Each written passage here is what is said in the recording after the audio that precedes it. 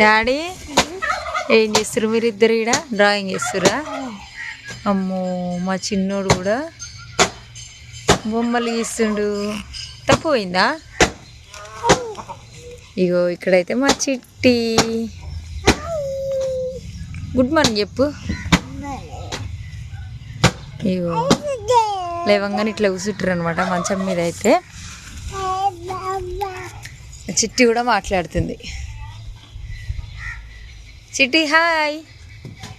మా చిట్టికి అయితే అందరు గుడ్ మార్నింగ్ చెప్పండి. మా తమ్ముడు అయితే ఏం చేస్తుండో చూసిరా? ఈరోజు అయితే ఇట్లా గద్దె ఎక్కిండు అనమాట. మంట ఎందుకు వేయలేదు? కట్టెలు అయితే తెస్తలేమన్నమాట. అందుకే ఎండ కూర్చున్నాడు మా తమ్ముడు.